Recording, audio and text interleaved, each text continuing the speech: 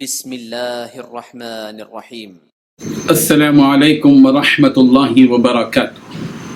الحمد للہ رب العالمین والصلاة والسلام علی سید المرسلین محمد وآلہ وصحبہ اجمعین، اما بعد۔ حاضرین و ناظرین، یہ درس نمبر 1678 اور آج سورہ سبا کی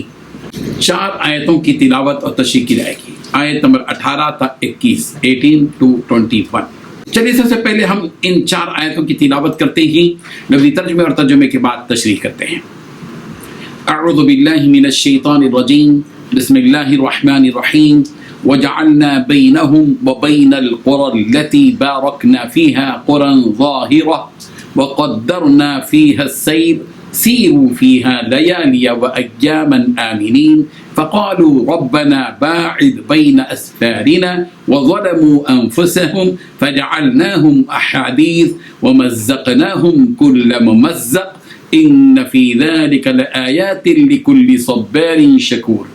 ولقد صدق عليهم إبليس ظنه فاتبعوه إلا فريقا من المؤمنين وما كان له عليهم من سلطان إلا لنعلم من يؤمن بالآخرة ممن هو منها في شك وربك على كل شيء حفيظ صدق الله العظيم۔ لفظی ترجمہ یوں ہے، وجعلنا، اور ہم نے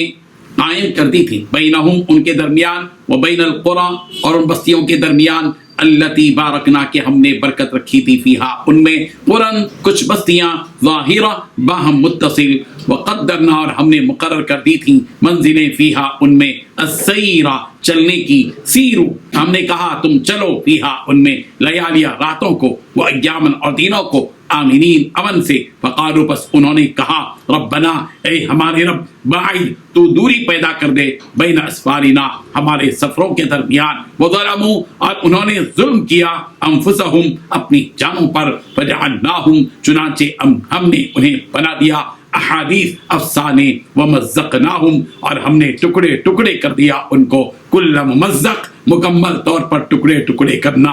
ان فی ذلک، بلا شبہ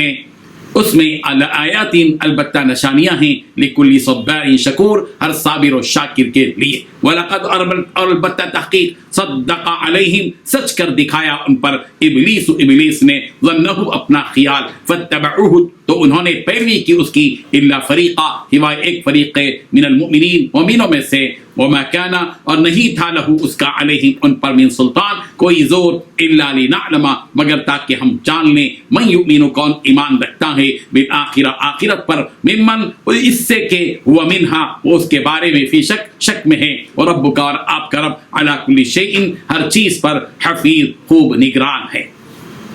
ترجمہ یوں ہے، اور ہم نے ان کے اور شام کی ان بستیوں کے درمیان جن میں ہم نے برکت دی تھی، ایک دوسرے کے متصل دیہات بنائے تھے جو سامنے نظر آتے تھے، اور ان میں آمد و رفت کا اندازہ مقرر کر دیا تھا کہ رات دن بے خوف و خطر چلتے رہو، تو انہوں نے دعا کی کہ اے پروردگار، ہماری مسافتوں میں بعد اور طول پیدا کر دے، اور اس سے انہوں نے اپنے حق میں ظلم کیا تو ہم نے انہیں نابود کر کے ان کے افسانے بنا دیے اور انہیں بالکل منتشر کر دیا۔ اس میں ہر صابر و شاکر کے لیے نشانیاں ہیں، اور شیطان نے ان کے بارے میں اپنا خیال سچ کر دکھایا کہ مومنوں کی ایک جماعت کے سوا وہ اس کے پیچھے چل پڑے، اس کا ان پر کچھ زور نہ تھا، مگر ہمارا مقصود یہ تھا کہ جو لوگ آخرت میں شک رکھتے ہیں ان سے ان لوگوں کو جو اس پر ایمان رکھتے تھے جدا کر دیں، اور تمہارا پروردگار ہر چیز پر نگہبان ہے۔ ان 4 آیتوں میں 13 باتیں بیان کی گئی ہیں۔ پہلی بات، ہم نے ان کے اور کی بستیوں کے درمیان جس پر ہم نے برکتیں نازل کر رکھی ہیں، ایسی بستیاں وسا رکھی تھیں جو دور سے نظر آتی تھیں۔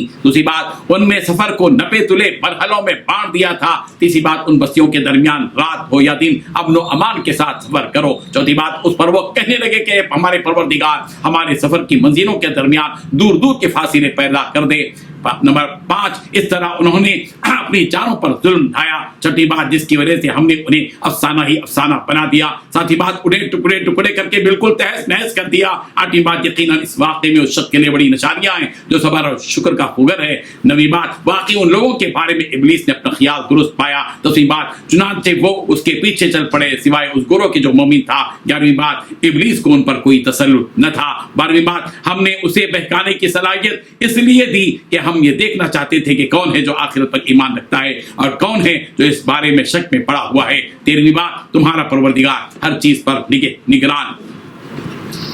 بزرگان محترم، ان آیتوں میں اللہ تبارک و تعالیٰ قوم سبا پر کیے گئے انعامات بیان فرما رہے ہیں کہ یہ لوگ جس بستی میں رہتے تھے اس بستی کے درمیان، جس بستی کے اطراف اللہ تعالیٰ نے برکتیں نازل فرمائی تھی، یعنی ملک کے شام کے درمیان جہاں یہ لوگ تجارت کی غرض سے جایا آیا کرتے تھے، ایسی بستیاں بسائی جو دور سے بھی نظر آ جاتی تھیں۔ اس طرح اللہ تعالیٰ نے ان کے لیے سفر کو آسان فرما دیا کہ سفر پر جاؤ تو امن و امان کے ساتھ دن رات کبھی بھی سفر کرو۔ اس سفر کرنے میں تمہیں کسی قسم کی تکلیف نہیں ہوگی کہ اگر بھوک کو پیاس لگے تو تھوڑے تھوڑے فاصلوں پر بستیاں آباد تھیں تاکہ وہ وہاں جا کر اپنی بھوک و پیاس مٹا لیں۔ اگر رات کو وقت ہے تو کسی بستی میں رات گزار لیں۔ الغرض سفر میں ہر قسم کی آسانیاں ان کے لیے اللہ تبارک و تعالیٰ نے مہیا کر دی تھیں، مگر انہیں آسانیاں ہضم نہیں ہوئی۔ ان کی یہ خواہش ہوئی کہ ان کے سفر میں جو یہ آسانیاں پیدا کرنے والی بستیاں ہیں اللہ تعالیٰ نے پیدا فرمائی ہیں، ان بستیوں کو مٹا دیا جائے تاکہ یہ لوگ اپنے سفر میں جنگل و بیابان کا مزہ لے سکیں، جس میں انہیں بہت سی مشکلیں اور بھوک اور پیاس اور قافلے کے لوٹ جانے جیسی مشقتیں جھیلنے پڑے۔ مگر انسان کی فطرت ہے کہ جب اسے آسانیاں مہیا ہو جاتی ہیں تو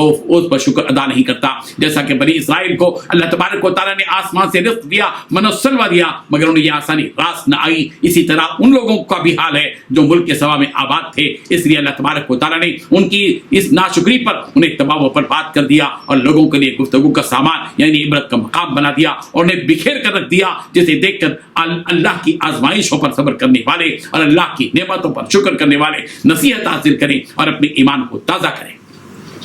حضرت قتادہ رضی اللہ عنہ نے فرمایا کہ بہترین بندہ صبر اور شکر کرنے والا ہے کہ جب اسے عطا کیا جائے تو شکر کرے اور آزمایا جائے تو صبر کرے۔ حضرت عامر رحمہ اللہ سے مروی ہے کہ شکر آدھا ایمان ہے اور صبر آدھا ایمان ہے اور یقین کامل ایمان ہے۔ حضرت سہیب رضی اللہ عنہ سے مروی ہے رسول اللہ صلی اللہ علیہ وسلم نے ارشاد فرمایا مومن کا معاملہ بھی کتنا اچھا ہے، بلکہ وہ پورے کا پورا خیر ہے کہ جب اسے خوشی پہنچتی ہے تو شکر ادا کرتا ہے اور تکلیف پہنچتی ہے تو صبر کرتا ہے، جو کہ اس کے لیے خیر ہے، یہ مومن کے سوا کوئی نہیں کرتا۔ اللہ تبارک و تعالیٰ فرما رہے ہیں کہ شیطان نے جب حضرت آدم علیہ السلام کو سجدہ کرنے سے انکار کیا تو اس نے یہ دعویٰ کیا تھا کہ میں انسانوں کو گمراہ کروں گا، سوائے اس کے جو آپ کی جانب رجوع کرنے والا ہوگا یعنی مومن۔ تو اس کا یہ گمان صحیح نکلا کہ اس نے انسانوں کو گمراہ کر کے رکھ دیا سوائے ایمان والوں کے، جیسا کہ حضرت ابن عباس رضی اللہ عنہ نے اس آیت کی تفسیر میں فرمایا۔ اللہ تعالیٰ فرما رہے ہیں کہ جو مومن ہوگا اور اپنے عمل میں مخلص ہوگا اس پر شیطان اور ابلیس کا کچھ بس نہیں چلے گا، الا عبادک منہم المخلصین۔ اللہ تعالیٰ نے شیطان ابلیس کو جو بہکانے کی صلاحیت دی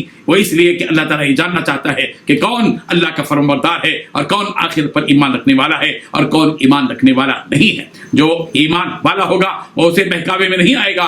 شیطان کے بہکاوے میں نہیں آئے گا، اور جو ایمان والا ہوگا وہ اس کے بہکاوے میں اور جو ایمان والا نہیں ہوگا وہ اس کے بہکاوے میں آئے گا اور اس کے نقش قدم پر چلے گا۔ یہ لوگ جو عمل کریں گے چاہے وہ مومن ہو یا کافر، ان سب کے اعمال اللہ تعالیٰ کے پاس محفوظ ہیں، جو کل قیامت کے دن ان کے سامنے رکھے جائیں گے، جس کے حساب سے اس کے درمیان فیصلہ کیا جائے گا۔ وہ جن کے اعمال اچھے ہوں گے وہ جنت کے مستحق ٹھہریں گے اور جن کے اعمال برے ہوں گے وہ جہنم میں ڈھکیل دیے جائیں گے۔ اللہ تبارک و تعالیٰ ہم سب کو دوزخ سے بچائے اور اپنے فضل و کرم سے جنت عطا فرمائے۔ آمین۔ وآخر دعوانا ان الحمد للہ رب العالمین۔